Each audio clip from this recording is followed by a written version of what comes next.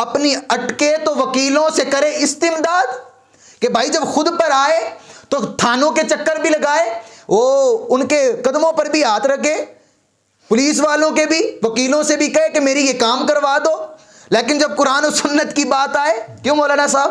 جب قرآن و سنت کی بات آئے تو کہے جی نبیوں اور ولیوں سے نہیں مانگنا چاہیے۔ آپ خود بھائی ایک راستہ ہے، آپ کو پتہ ہے، رب نے کہا جی یہ سیدھا راستہ ہے، آپ نے جانا ہے، آپ کو پتہ ہے میں اس راستے پر جا رہا ہوں، یہ سیدھا مدینہ جانا ہے، لیکن آپ کو پتہ ہے جنگلات ہیں، جنگلات سے گزرنا بھی تو مشکل ہے نا جی، کہ نہیں مشکل، آپ کو تسلی نہیں ہے کہ میرے پاس سامان ہے، میں اس راستے سے کیسے گزروں گا، میں اس راستے سے کیسے گزروں گا، آپ کی تسلی نہیں ہے، کیونکہ بھائی آپ کے پاس سامان ہے، چور بھی ہو سکتے ہیں، ڈاکو بھی ہو سکتے ہیں، آپ کا مال لوٹ لیں گے، جانا مدینہ ہے، رستہ سیدھا ہے، آپ کو پتہ ہے جائے گا مدینے، لیکن سفر نہیں کرتے۔ ہاں آپ سفر تب کریں گے جب آپ کو پتہ ہو ہر جگہ پہ پولیس کی چوکیاں موجود ہیں، کاش بات سمجھا جاؤں، پولیس کی چوکیاں موجود ہیں، وہ ہماری رکھوالی کریں گے، پھر آپ کے ذہن کے اندر سے ٹینشن ختم ہو جائے گی،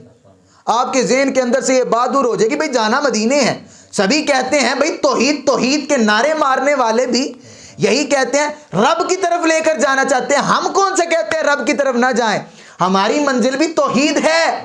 لیکن مدینے کے بنا آپ ڈائریکٹ نہیں پہنچ سکتے، پہلے مدینے میں آنا پڑے گا۔